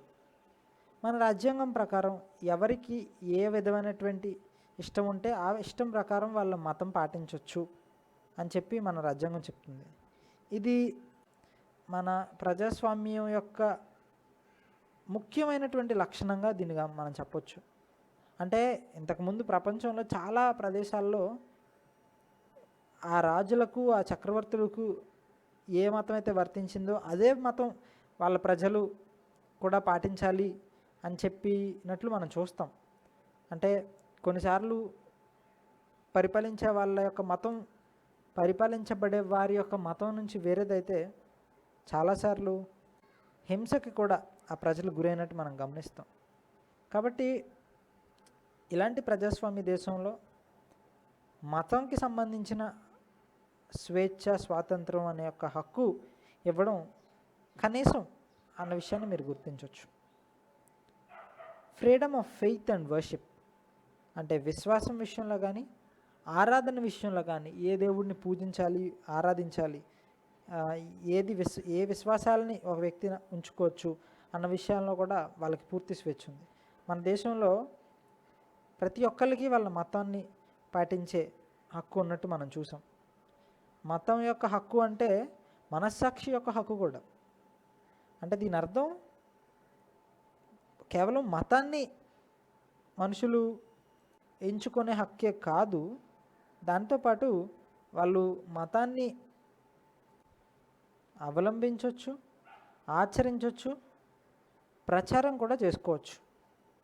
Profess, follow and propagate any religion, వీటన్నిటికీ కూడా రాజ్యాంగం హక్కులు ఇస్తుంది.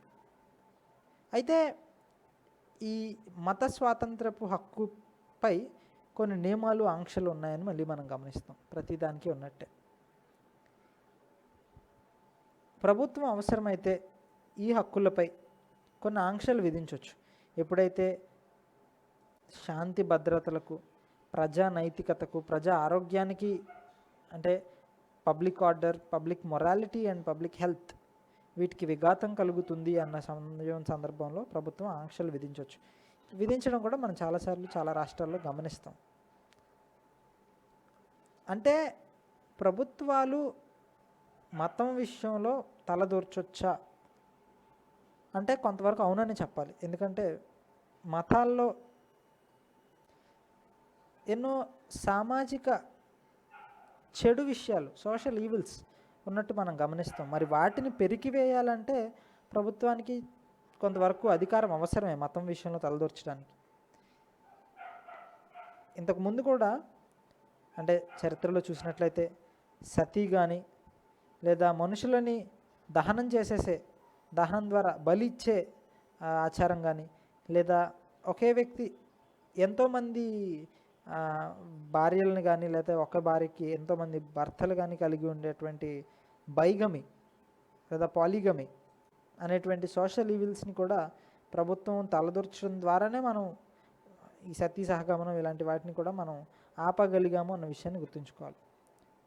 అయితే ఇలాంటి సోషల్ ఈవిల్స్ని ఆపడం కోసం ప్రభుత్వం చేసే ఆ ప్రయత్నాలని మనం మతం వీళ్ళు తలదూర్చడం ప్రభుత్వం అన్న విషయంగా మనం భావించకూడదు అని మనం గుర్తుంచుకోవాలి. అయితే కొన్నిసార్లు మత స్వాతంత్రం యొక్క హక్కు విషయంలో మతానికి ప్రభుత్వానికి మధ్యలో ఎన్నోసార్లు సంఘర్షణ, ఉద్రిక్తత వచ్చినట్టు మనం చూస్తాం. ఎప్పుడైనా ఎవరైనా ఒక మతానికి చెందిన వాళ్ళ పన్నులను, వ్యవహారాలను ప్రభుత్వం ఎప్పుడైనా పట్టించుకొని జోక్యం చేసుకుంది అని ఎప్పుడైనా గమనిస్తే అప్పుడు వాళ్ళు అనుకుంటారు, ఆ మతానికి చెందిన ప్రజలు అనుకోవచ్చు, ప్రభుత్వం మా మతం విషయంలో జోక్యం చేసుకుంటుంది, ఇది కరెక్ట్ కాదు కదా అని. ఇంకొక విషయానికి కూడా మతం యొక్క హక్కు, మతం యొక్క స్వేచ్ఛ కాంట్రవర్సీకి గురవుతుంది, రాజకీయ వివాదానికి గురవుతుంది. రాజకీయంగా అంటే రాజ్యాంగం ఒక వ్యక్తి తన మతాన్ని ఆచరించడంతో పాటు ప్రచారం చేయడానికి కూడా హక్కునిచ్చింది. అంటే దీని అర్థం మనం ఒక వ్యక్తి యొక్క మతం నుంచి ఇంకొక మతానికి మార్పు చెందడానికి కన్విన్స్ చేయొచ్చు, అంటే ప్రచారం చేసుకొని ఒప్పించే ప్రయత్నం చేయొచ్చు. కానీ కొంతమంది ఏమంటారంటే ఈ మతం మార్పు జరుగుతున్న సందర్భాల్లో చాలాసార్లు బెదిరింపులు లేదా తాయిలాలు ఇచ్చి ఒకరిని ఆకర్షించేవి జరుగుతాయి అని చెప్పి కొంతమంది అంటారు. రాజ్యాంగం ఇలాంటి బలవంతపు మత మార్పిడిని నిషేధిస్తుంది. కేవలం ఒక మతాన్ని గురించిన సమాచారాన్ని ప్రచారం చేయడానికి, సరైన విధంగా ఇతరులని ఆకర్షించుకోగలిగేంత వరకు, ప్రచారం చేసుకోగలిగేంత వరకు మాత్రమే రాజ్యాంగం హక్కులు ఇస్తుంది. ఈక్వాలిటీ ఆఫ్ ఆల్ రిలీజియన్స్, అన్ని మతాల యొక్క సమానత్వం. మన దేశం ఎన్నెన్నో మతాలకు పుట్టినిల్లు. కాబట్టి ఇలాంటి ప్రాంతంలో, ఇలాంటి ప్రదేశంలో అన్ని మతాలని సమానంగా చూడాల్సిన బాధ్యత ప్రభుత్వానికి ఎంతైనా ఉంది. అంటే ఒక నెగిటివ్ యాంగిల్లో చూస్తే, నెగిటివ్గా ప్రతికూలంగా గమనిస్తే, ప్రభుత్వానికి ఏ మతాన్ని సపోర్ట్ చేసే హక్కు లేదు. అంటే ఏదో ఒక మతానికి అనుకూలంగా వ్యవహరించే హక్కు ప్రభుత్వానికి లేదు, చేయకూడదు. కాబట్టి భారతదేశానికి అఫీషియల్ రిలీజన్ లేదు, అధికారిక మతం అనేది లేదు. అంటే ఒక మతానికి చెందిన వాళ్ళైతేనే ప్రధానమంత్రి కాగలరు, రాష్ట్రపతి కాగలరు, లేదా ఒక జడ్జి కాగలరు, న్యాయమూర్తి కాగలరు, లేదా ఒక అధికారి కావాలంటే మీరు ఈ మతానికి చెందిన వాళ్ళు అయి ఉండాలి అనేటువంటి ఇబ్బందులు మన దేశంలో లేవు. అదేవిధంగా మనం చూస్తున్నాము, రాజ్యం ఒక వ్యక్తిని, అంటే సమానత్వపు హక్కు విషయంలో మనం గమనించాము, మతం ప్రాతిపదికన వివక్షకి గురి చేయకూడదు ఉద్యోగాలు ఇచ్చే విషయంలో, ప్రభుత్వ ఉద్యోగాల విషయంలో అని మనం గమనించాం. అయితే ఇంకొక విషయం ఏంటంటే, రాజ్యం కింద, అంటే ప్రభుత్వం కింద పనిచేస్తున్న, ప్రభుత్వం పరిధిలో ఉండి పనిచేస్తున్న ఏ సంస్థలు కూడా మత ప్రచారం చేయకూడదు అన్న విషయాన్ని గమనించాలి. ఈ ప్రిన్సిపల్ ఎందుకు పెట్టారంటే, మన పీఠికలో మాట్లాడుకున్నట్టుగా లౌకికవాద సూత్రాన్ని పెంపొందించడం కొరకు ఈ నియమాన్ని పెట్టారు. కల్చరల్ అండ్ ఎడ్యుకేషనల్ రైట్స్, సాంస్కృతిక మరియు విద్యాపరమైనటువంటి హక్కులు. మనం భారతదేశ సమాజం గురించి మాట్లాడుకుంటే మన దృష్టిలోకి ఒక వైవిధ్యం మన మనసులోకి వస్తుంది. అంటే భారతదేశం ఒకే రకమైనటువంటి వ్యక్తుల చేత నిర్మించబడిన సమాజం కాదు. మన మధ్య ఎంతో వివిధత ఉంది, వైవిధ్యత ఉంది. మన దగ్గర ఉన్న సామాజిక వర్గాలు చిన్నవైనా పెద్దవైనా ఎన్నో సంఖ్య, ఎంతో పెద్ద వివిధమైనటువంటి వర్గాలకి చెందిన వాళ్ళం మనం. ఉదాహరణకి ఒక మైనారిటీ ఉందనుకోండి, అంటే ఒక తక్కువ శాతం ప్రజలు పాటిస్తున్న మతస్థులు కానీ, తక్కువ శాతం వాళ్ళు ఉన్న కులం కానీ ఏదైనా ఉంటే, వాళ్ళు మెజారిటీ ప్రజల యొక్క సంస్కృతిని వాళ్ళు కూడా అవలంబించాలా? మన వివిధతే, మన డైవర్సిటీయే మన బలం అని నమ్ముతుంది గట్టిగా మన రాజ్యాంగం. కాబట్టి ఈ మౌలిక హక్కుల్లో ఈ మైనారిటీలకి వాళ్ళ సంస్కృతిని కాపాడుకునే హక్కు కూడా మన రాజ్యాంగం ప్రసాదించిందన్న విషయాన్ని మనం గుర్తుపెట్టుకోవాలి. అంటే మైనారిటీ స్థితి అన్నది కేవలం మతానికి సంబంధించిందే కాదు, భాష విషయంలో కానీ లేదా సంస్కృతి విషయంలో కూడా మైనారిటీస్ ఉన్నారు. అదేవిధంగా అంటే ఒకే మతం పాటిస్తున్నా సరే భాష విషయంలో వాళ్ళు మైనారిటీకి చెంది ఉండొచ్చు. అంటే ఒక ప్రాంతంలో మైనారిటీలు ఇంకో ప్రాంతంలో మెజారిటీస్గా ఉండొచ్చు కదా. అలా చూస్తే మన దేశంలో ప్రతి ఒక్కరు ఏదో ఒక మైనారిటీకి చెందిన వారే. అది భాష అయినా అవ్వచ్చు, మతమైనా అవ్వచ్చు, సంస్కృతి అయినా అవ్వచ్చు, లేదా మన భాష యొక్క లిపి అయినా కావచ్చు. ఈ సంస్కృతిని సంరక్షించుకునే హక్కు, ఆ సంస్కృతిని అభివృద్ధి చేసుకునే హక్కు రాజ్యాంగం వాళ్ళకి ప్రసాదించింది. మతపరమైనటువంటిదైనా భాషపరమైనటువంటిదైనా మైనారిటీలు వాళ్ళ విద్యా సంస్థల్ని వాళ్ళు నెలకొల్పుకోవచ్చు. తద్వారా వాళ్ళ సంస్కృతిని వాళ్ళు సంరక్షించుకోవచ్చు, అభివృద్ధి చేసుకోవచ్చు. ప్రభుత్వం వాళ్ళకి ఎలాంటి డబ్బులు ఇవ్వదు. క్షమించాలి, ప్రభుత్వం ఒక విద్యా సంస్థకి డబ్బులు ఇచ్చే విషయంలో అది ఏ మతానికి చెందింది, ఏ సంస్కృతికి చెందింది, ఏ భాషకు చెందింది, ఇలాంటి విషయంలో ప్రభుత్వం ఒక విద్యా సంస్థకి డబ్బులు ఇస్తే ఇలాంటి విషయంలో మాత్రం ప్రభుత్వం వాళ్ళని వివక్షకి గురి చేసి డబ్బులు ఇవ్వదు, అందరికీ సమానంగా ఇస్తుంది.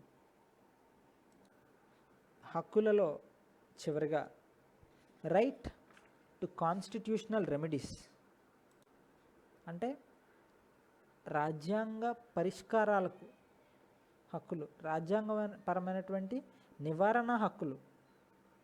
ఇంకో విధంగా పిలవాలంటే రాజ్యాంగ ప్రత్యుపాయములకు హక్కు. అంటే దీని ద్వారా ఎప్పుడైనా మన హక్కులను అమలుపరుచుకునే ఈ ప్రక్రియలో అవసరమైతే న్యాయస్థానాన్ని అర్థించుకునే హక్కు.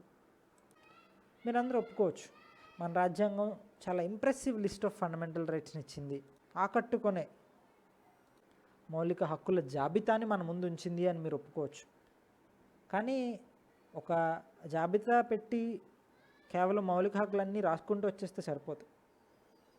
అవసరమైతే వీటిని మనం రక్షించుకునే లేదా వీటిని, ఈ హక్కులను మనం పాటించే, ఈ హక్కులని పొందుకునే విషయంలో వీటికి ఎలాంటి దాడులు, బెదిరింపులు, ఇబ్బందులు ఉండకుండా వీటిని మనం సంరక్షించుకునే విధానాలు కూడా లేకపోతే అలా ప్రసాదించబడిన హక్కులకు అర్థమే లేదు కదా.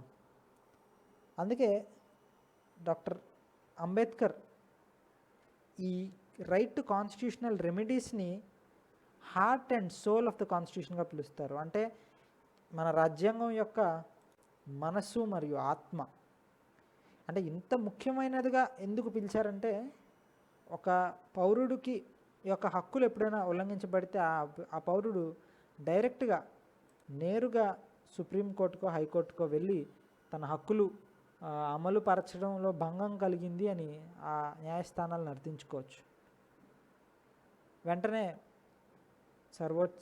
సర్వోన్నతమైనటువంటి ఆ న్యాయస్థానాలు, సుప్రీంకోర్టులైనా హైకోర్టు అయినా, సుప్రీంకోర్టు అయినా హైకోర్టులైనా ఆర్డర్స్ లేదా డైరెక్షన్స్, ఆదేశాలు జారీ చేయొచ్చు ప్రభుత్వానికి ఈ హక్కుల యొక్క అమలు పరచమని హక్కులను.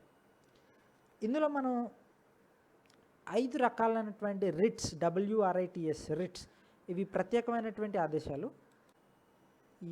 ఈ రిట్స్ని జారీ చేయగలిగే హక్కులు న్యాయస్థానాలు కలిగి ఉంటాయి.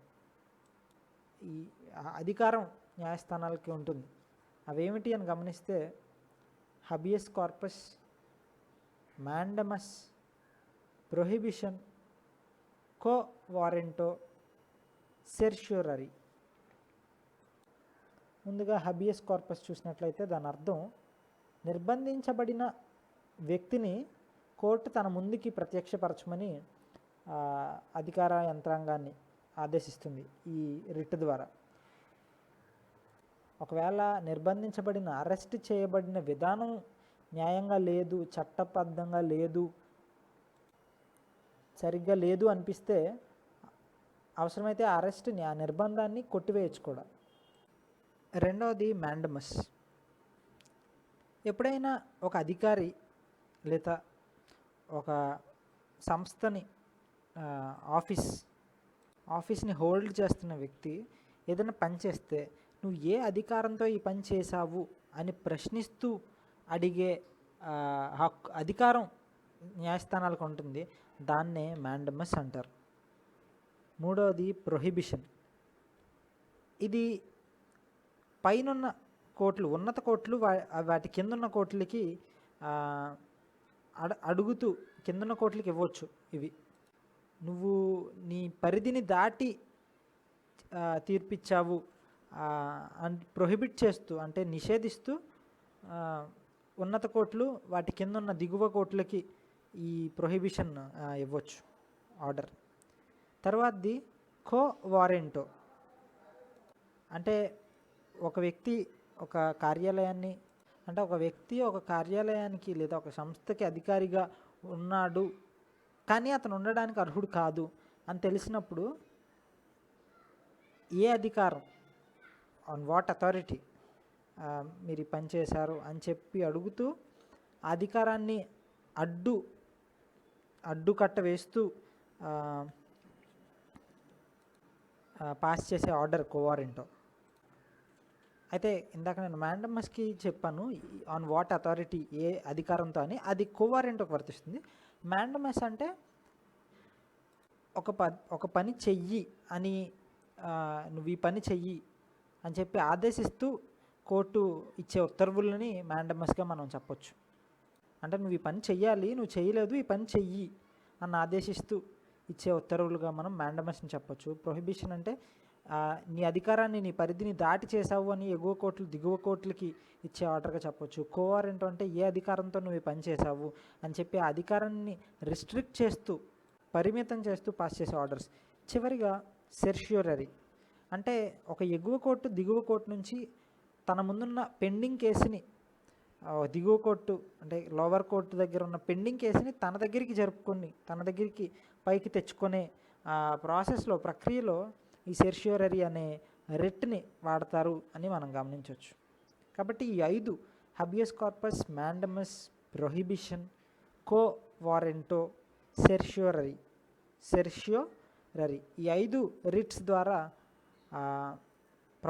రాజ్యాంగం మనకి మన హక్కులని నిలుపుకునే అవకాశాన్ని కోర్టుల ద్వారా మనకు అందిస్తుంది, న్యాయస్థానాల ద్వారా మనకి ప్రసాదిస్తుంది.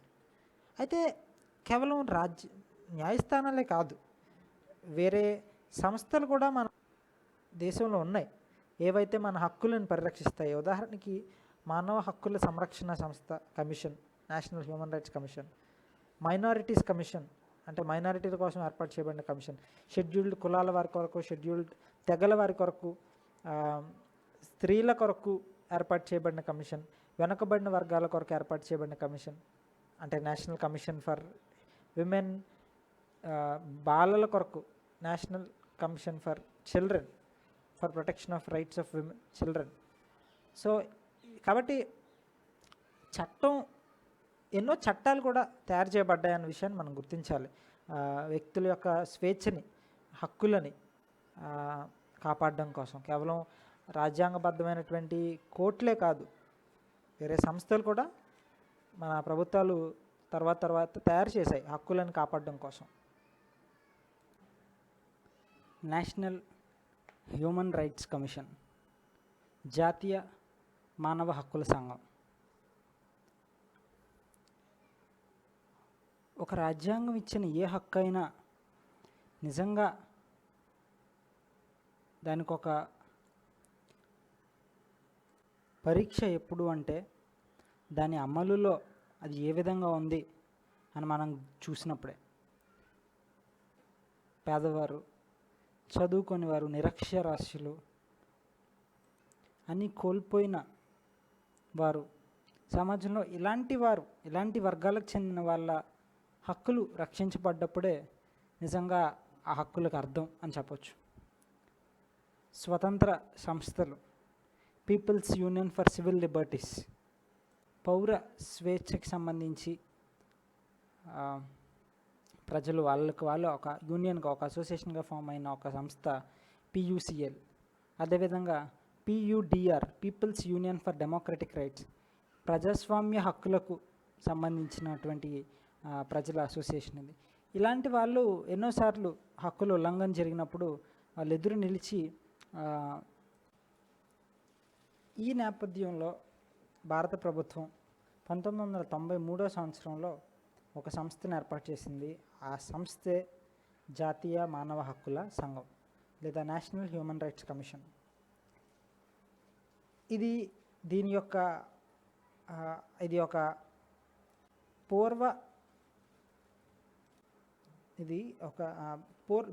సర్వోన్నత న్యాయస్థానం, సుప్రీంకోర్టు యొక్క ప్రధాన న్యాయమూర్తి, అంటే former chief justice of the supreme court of India కానీ, లేదా రిటైర్ అయిన ఒక సుప్రీంకోర్టు జడ్జి కానీ దీంట్లో భాగంగా ఉంటారు. అంతేకాదు హైకోర్టులకి ప్రధాన న్యాయమూర్తులుగా పనిచేసిన వాళ్ళు కూడా ఇందులో సభ్యులుగా ఉంటారు. కాబట్టి అంతేకాక వీళ్ళతో పాటు ఈ మానవ హక్కులకు సంబంధించినటువంటి విషయాల్లో విషయ పరిజ్ఞానం ఉన్న వ్యక్తులను కూడా ఈ సంఘంలో సభ్యులుగా ఉంచుతారు. దీని పని ఏంటంటే, తనంతట తానుగానే ఎప్పుడైనా ఎవరికైనా హక్కుల ఉల్లంఘన జరిగింది అని అనిపిస్తే భారీగా ఆ విషయంలోకి వెళ్ళి విచారణ చేసి, దర్యాప్తు చేసి, అవసరమైతే జైళ్లను దర్శించి వాళ్ళే ఈ విషయాలకు సంబంధించి, మానవ హక్కులకు సంబంధించిన ప్రచారాన్ని వాళ్ళు దేశంలో చేయాల్సి ఉంటుంది.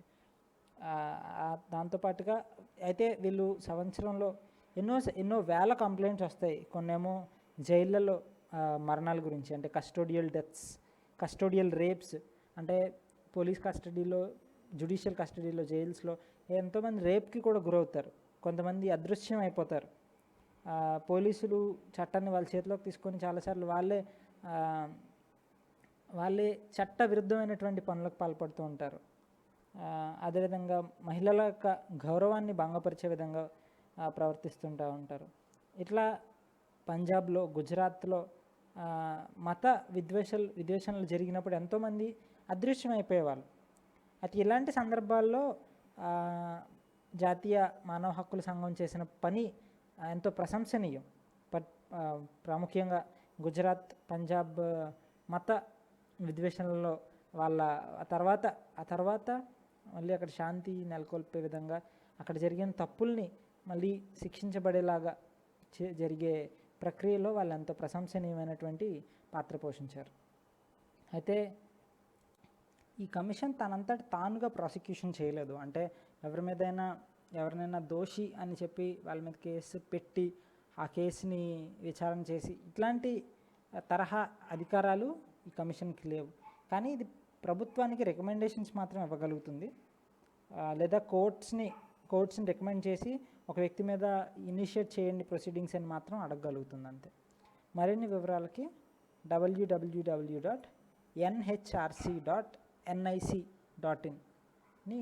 విజిట్ చేయమని ఈ చాప్టర్లో రచించబడింది.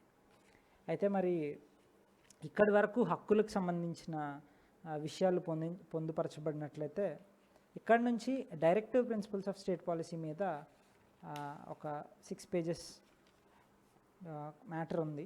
Directive principles of state policy అంటే ఆదేశిక సూత్రాలు, మనందరికీ తెలిసిన విధంగా.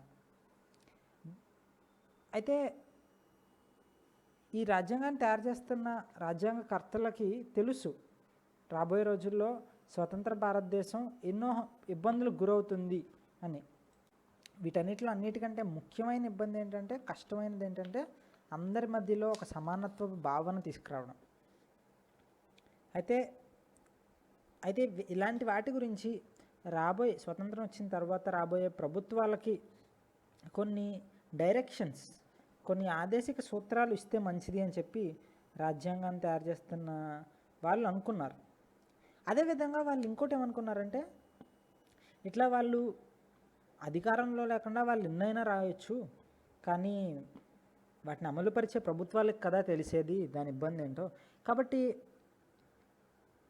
వేటిని కూడా ఈ ఆదేశిక సూత్రాలని ఖచ్చితంగా పాటించాలి అనే రూల్ పెట్టకుండా ఒక గైడ్ లైన్స్ రూపంలో మాత్రమే, అంటే ఒక ఆదేశిక సూత్రం రూపంలో మాత్రమేగా వీటిని పెడదామని నిర్ణయించుకొని వీటిని పెట్టడం జరిగింది. కాబట్టి ఇవి చట్టరీత్యా ఖచ్చితంగా అమలుపరచబడాల్సిన వి కాదు. అంటే ఇవి అమలుపరచలేదు అని చెప్పి మనం కోర్టుకి వెళ్ళడానికి లేదు. That means these are not legally enforceable. పలానా ప్రభుత్వం ఈ ఆదేశిక సూత్రంలో చెప్పినట్టుగా లేదండి అని చెప్పి కోర్టుకి వెళ్ళి ప్రశ్నించే అధికారం మనకు లేదు. These are non justiciable. అంటే రాజ్యాంగంలో కొన్ని భాగాలు నాన్ జస్టిసబుల్ ఉంటాయి. అంటే వాటికి సంబంధించి మనం కోర్టుకి వెళ్ళలేము. ఇప్పుడు ఫండమెంటల్ రైట్స్కి ఏదైనా జరిగితే మనం వెళ్ళొచ్చు కోర్టుకి, కానీ దేని గురించి అయితే మనం కోర్టుకి వెళ్ళలేము అలాంటి వాటిల్లో డిపిఎస్పి మొదటిది, అంటే ముఖ్యమైనది.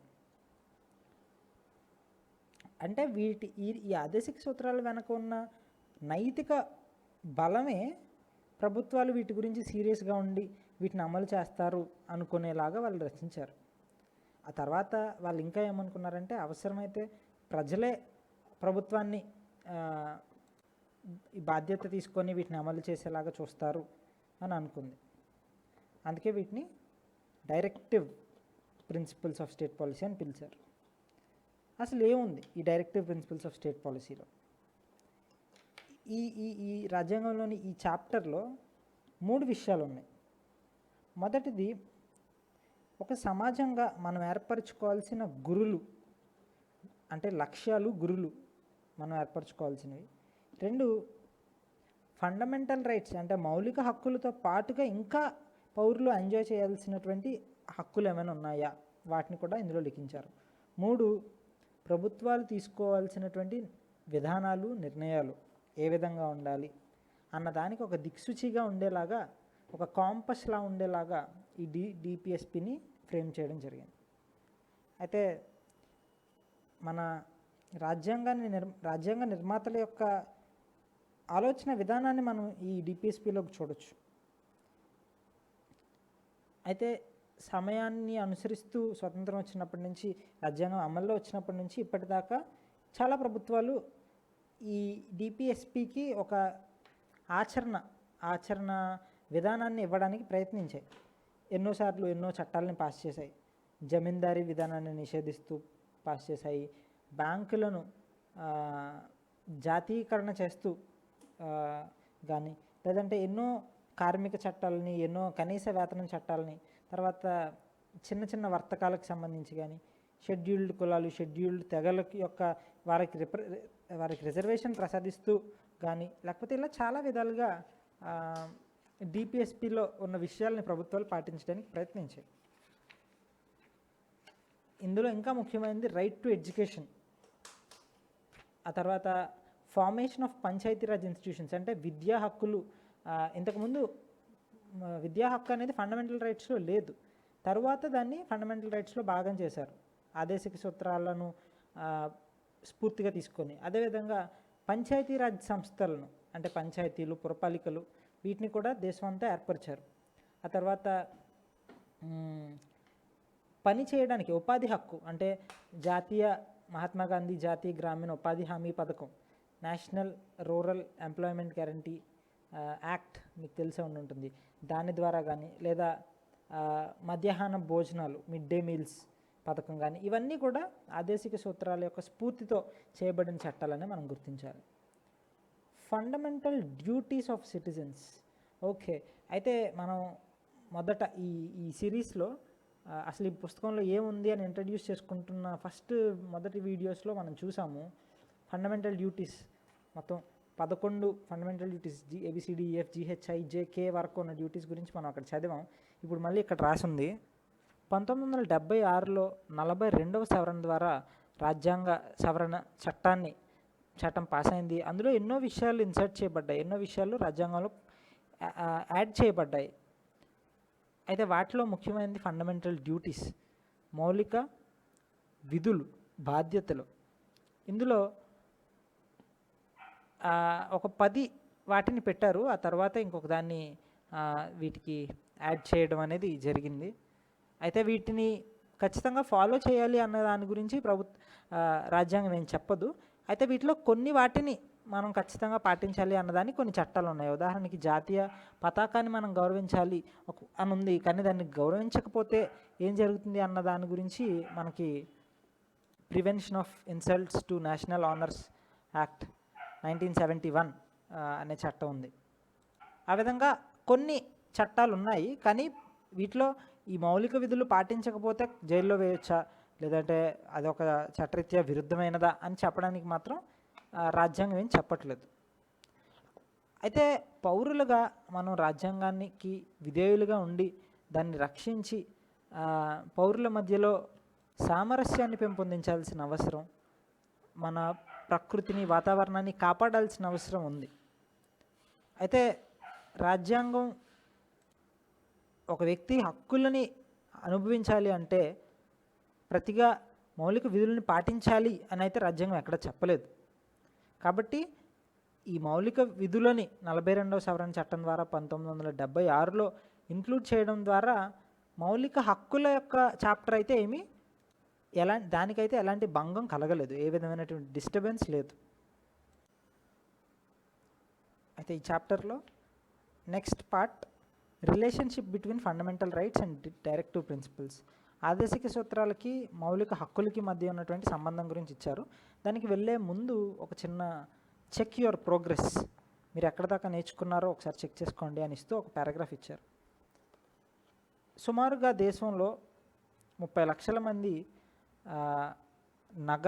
నగరాలలో ఇల్లు లేని వాళ్ళు ఉన్నారు. అయితే వాళ్ళకి రాత్రులు పడుకోవడానికి ఏ విధమైనటువంటి షెల్టర్స్ కూడా ఉండవు. అయితే వారిలో ఇలాంటి 30 లక్షల మందిలో 5% మించి ఎవరికి రాత్రులు పడుకోవడానికి ఏమీ లేదు. అయితే వీళ్ళలో చాలామంది అనారోగ్యంతో బాధపడుతూ ఇల్లు లేక కొన్నిసార్లు చలి ద్వారా మరణాన్ని కూడా చూసిన వాళ్ళు ఉన్నారు. వాళ్ళకి ఇల్లు లేదు కాబట్టి, అంటే రెసిడెన్స్ ప్రూఫ్ లేదు కాబట్టి వాళ్ళకి వాటర్ కార్డు, రేషన్ కార్డు లాంటివి అయితే ఉండవు. ఈ పత్రాలు లేకుండా ప్రభుత్వ ఆసుపత్రిలో కూడా సరిగ్గా పట్టించుకోదు. అయితే వీళ్ళలో చాలామంది చాలా తక్కువ వేతనానికి పనిచేసే రోజువారీ కూలీలు, వాళ్ళ ఇంటి నుండి వాళ్ళ ఊరికి ప్రయాణం అయ్యి కొన్నిసార్లు దేశంలో ఎక్కడెక్కడికో వెళ్ళి పనిచేస్తూ ఉంటారు. ఇవన్నీ వాడి మీరు సుప్రీంకోర్టుకి ఒక పిటిషన్ రాయగలుగుతారా? అందులో మీరు ఈ ముఖ్యమైన పాయింట్లను మెన్షన్ చేయాలి. ఒకటి, వీరి ఈ నిరాశ్రయుల యొక్క మౌలిక హక్కులు భంగపరచబడ్డాయి. 2, కాబట్టి మీరు ఏమని అడుగుతారు, సుప్రీంకోర్టుని ఏమని ప్రశ్నిస్తారు? రెండో ప్రశ్న, ఏమని సుప్రీంకోర్టుని పాస్ చేయమని అడుగుతారు, ఏమైనటువంటి ఆర్డర్ పాస్ చేయాలి అని చెప్పి మీరు సుప్రీంకోర్టుని అడుగుతారు అని ఇవ్వడం జరిగింది. అయితే మరి తర్వాత భాగం relationship between fundamental rights and directive principles. సంబంధం ఏంటి వీటికి మధ్యలో? ఒక రకంగా చూస్తే ఈ రెండు ఒకదానికొకటి తోడు అని మనం చెప్పుకోవచ్చు. ఒకటి, ఫండమెంటల్ రైట్స్ ప్రభుత్వానికి కొన్ని నియమాలుగా ఉండి అవి ఏవైతే చేయకూడదో చెప్తాయి, కానీ డైరెక్టివ్ ప్రిన్సిపల్స్, ఆదేశిక సూత్రాలు ప్రభుత్వాలు ఏం చేయాలో చెప్తాయి. కాబట్టి మౌలిక హక్కులు వ్యక్తులని మౌలికంగా కాపాడుతూ వస్తుంటే ఆదేశిక సూత్రాలు ఒక సమాజంగా మనకి ఏం అవసరమో అవి అందేలాగా చేస్తాయి. కానీ కొన్నిసార్లు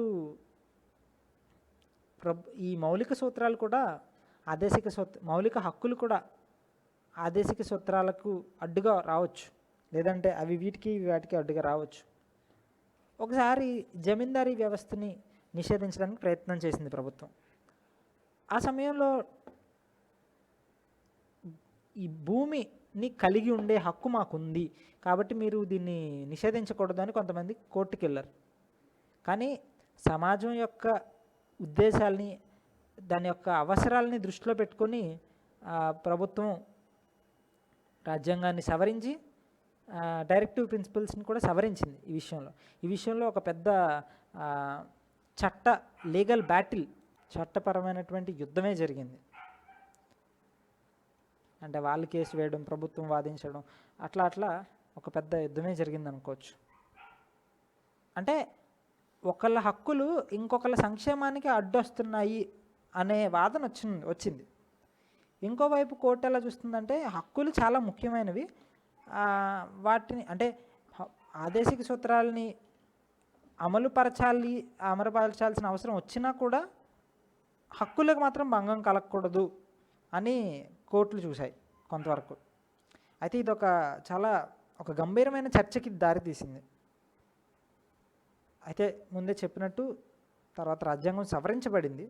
ప్రభుత్వం ఏం చెప్పిందంటే పార్లమెంటు సంవిధానం యొక్క అంటే రాజ్యాంగం యొక్క ఏ భాగాన్నైనా సవరించవచ్చు అని చెప్పింది. కోర్టు ఏమందంటే లేదు, ఏ భాగాన్నైనా సవరించు కానీ మౌలిక హక్కుల్ని మాత్రం కాదు అంది. ఇది కూడా ఇంకొక వివాదానికి తెరలేపింది. మీలో ఎంతోమందికి తెలిసినట్టు చాలా ముఖ్యమైన కేసు కేశవానంద్ భారతి కేసు. ఇది చాలా ప్రాముఖ్యమైనటువంటి కేసు. అయితే ఈ కేసులో కోర్టు ఏం చెప్పిందంటే రాజ్యాంగానికి ఒక మౌలిక నిర్మాణం ఉంది, ఆ మౌలిక నిర్మాణాన్ని, ఆ బేసిక్ స్ట్రక్చర్ని మాత్రం పార్లమెంట్ కూడా మార్చడానికి వీల్లేదు అని చెప్పింది. అయితే దీనికి సంబంధించి మనం 9వ చాప్టర్లో ఒక జీవిస్తున్న పత్రంగా భారత రాజ్యాంగం అనే చాప్టర్లో మనం చూస్తాం. రైట్ టు ప్రాపర్టీ, ఆస్తి కలిగి ఉండడానికి హక్కు. అయితే ఈ వివాదం వెనుక హక్కులకు డైరెక్టివ్ ప్రిన్సిపల్స్కు అంటే హక్కులకు ఆదేశిక సూత్రాలకి మధ్యలో వచ్చిన ఒక వివాదానికి ఒక ముఖ్యమైన కారణం రాజ్యాంగంలో ఒక మాట ఉంది, ఒక మౌలికమైన హక్కు, ఏ వ్యక్తి అయినా సరే ఆస్తిని తెచ్చుకోవచ్చు, దాన్ని కలిగి ఉండొచ్చు, దాన్ని మెయింటైన్ చేసుకోవచ్చు ప్రాపర్టీని అని ఉంది. దీనివల్లే ఇబ్బంది అంతా వచ్చింది.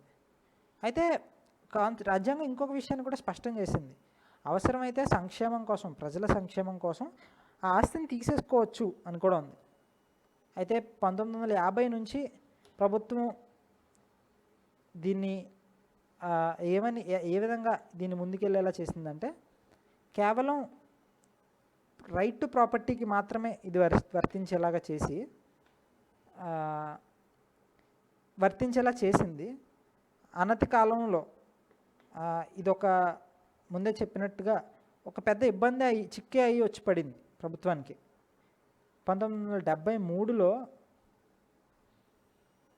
సుప్రీంకోర్టు ఒక నిర్ణయం ఇచ్చింది, ఏమనంటే రైట్ టు ప్రాపర్టీ అనేది, ఆస్తి కలిగి ఉండడం అనేది రాజ్యాంగం యొక్క మౌలిక నిర్మాణంలో భాగం కాదు అని.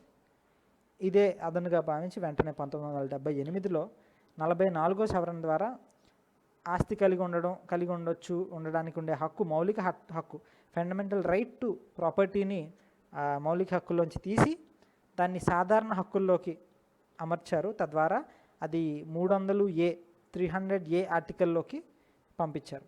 ఇప్పుడు మీకు అర్థమైంది అనుకుంటున్నాను. ఇది అంటే ఈ ఒక్క మార్పు ద్వారా రైట్ టు ప్రాపర్టీతో వచ్చిన ప్రాబ్లమ్ని ఏ విధంగా సాల్వ్ చేశారు అని. కన్క్లూజన్లోకి వస్తే జ్యోతిరావు పూలే ఒక రాడికల్ సంఘ సంస్కర్త, మహారాష్ట్ర నుంచి. అయితే ఆయన చాలా ముందే ఎప్పుడో అంటే 1827 నుంచి 1890 మధ్యలో జీవించారు ఆయన. ఆ కాలంలోనే స్త్రీల యొక్క హక్కుల కోసం, సమానత్వం కోసం పోరాడారు. తర్వాత కాలంలో స్వాతంత్రోద్యమంలో ఈ ప్రయాణం ఇంకా ముందుకు వెళ్ళి చివరికి 1950 మన రాజ్యాంగంలోకి, మన హక్కులలోకి కూడా సమానత్వం అనే విషయం రావడం మనం గమనిస్తాం. అయితే మన న్యాయపాలిక మన హక్కుల్ని కాపాడడానికి ఎంతో కష్టపడి పనిచేసిందన్న విషయం నిజమే. అయితే కొన్నిసార్లు న్యాయపాలిక యొక్క తీర్పుల ద్వారా మన హక్కుల యొక్క పరిధి మారింది, చాలాసార్లు పెరిగింది. మన ప్రభుత్వాలన్నీ కూడా ఈ హక్కుల యొక్క ఫ్రేమ్వర్క్లోనే పనిచేయాలి. హక్కులు ప్రభుత్వాలకు నియమాలు మరియు రాజ్యాంగం ఒక ప్రజాస్వామ్య దేశంగా పనిచేయడానికి రాజ్యాంగం వేసే మార్గానికి ఇవి ముఖ్యమైన మైలురాళ్ళు లాంటివి. అంతే మిత్రులారా, 2వ చాప్టర్ పూర్తయింది. ఏదైనా డౌట్స్ ఉంటే మీరు కమెంట్ సెక్షన్లో అడగొచ్చు. Thank you for your patient listening. All the best.